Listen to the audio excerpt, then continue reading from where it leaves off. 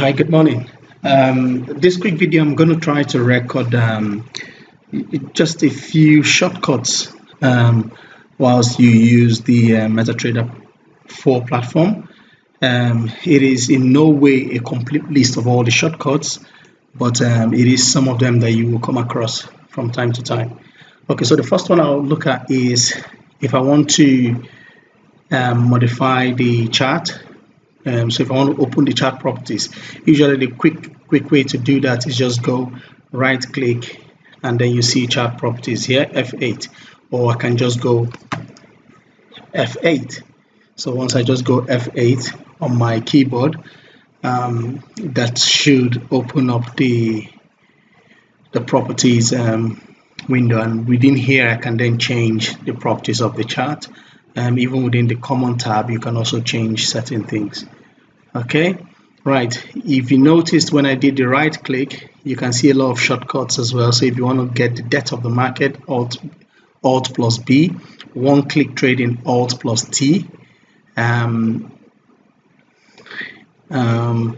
if you want auto arrange, is Control A to get the grid on and off, Control G volume, Control L to print the chart is Control P. So again, those are shortcuts you can use. I don't tend to use most of these here. The only one I'll probably be using once in a while is the F8. Okay. If you want to call up the indicator list, in this case I don't think I have an indicator on this chart, but if I want to call up the indicator list, it is Control I. Control I will bring up the indicator list. So let me drop an indicator on the chart. So let's go for, so if we take a moving average, just drop a moving average on the chart. So if I want to open the indicator list, all I just need to do is Control I, and that opens up the indicator list. What you would have done to pull that up is Control I, and then you can see indicator list here as well. So you can do that. What else will I do quickly? The easier one to look at as well is, say I get into a trade. So if I enter new trade, new order, you can also, the shortcut for new order, instead of clicking this button here, is if you just go F9, it will open the same window here. And if I just enter buy, not because I'm gonna, so I've entered that trade without setting the stop loss or the take profit. So once you now enter into this trade, this was actually shown me by one of my students, which was really good a couple of, I think sometime last year. And so you can see now we have that trade on. So it's a buy trade. That's the order number. It's a buy trade and it's a 0.1 lot. So a micro lot. Sorry, mini lot 0.1 lot is a mini lot. Now without is a buy trade, that means that the stop loss should be below the entry and the take profit should be above the entry. So I can either just point to the line you can see now. Just watch my arrow is just the arrow. And once I point to the line, it changes and it then has another line that shows you whether you can go up or down. So what I would normally do is maybe right click at this point and I can click modify or close or set a trailing stop. So you can do either of those things. But if I just want to set the stop loss by either how much I will get or the number of pips, anywhere on the chart on this line. So let me get closer to here where we will see some of these details here.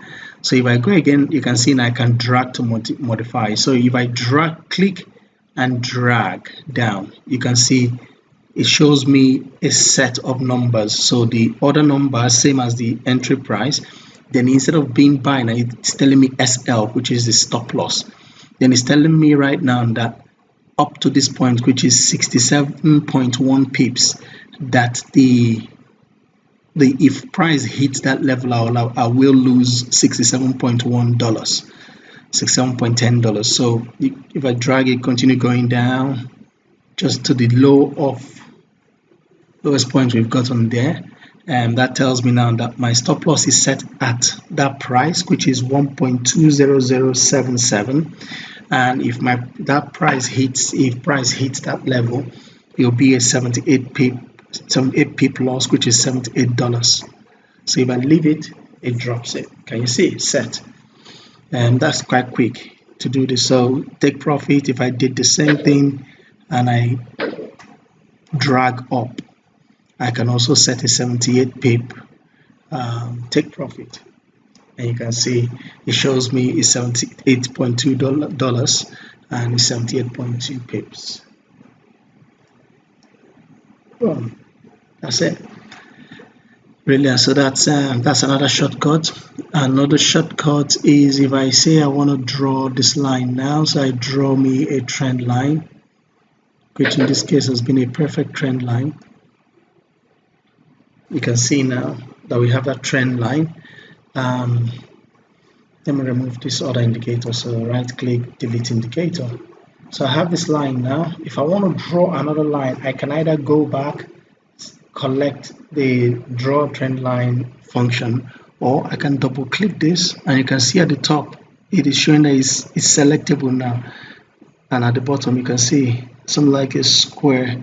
If I double click it, they are no more there, so one in the middle and two at both ends, so it's not selectable anymore. So I can click and nothing happens. But if I double click, you can see the square at the end, the square at the middle, and the square at the bottom here, which means I can actually move them about. So I can move this about now. You can see that. I can move this about. I can increase it from dragging it here.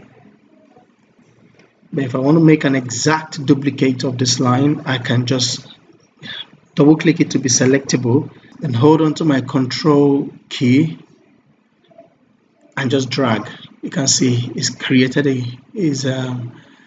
copied exactly that same line, and I can do that instead of me drawing a new line and trying to center it. So this is a perfect replica of the other line.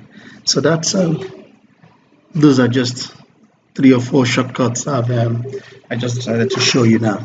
Okay, until next time, you take care and let's just stay disciplined. Cheers.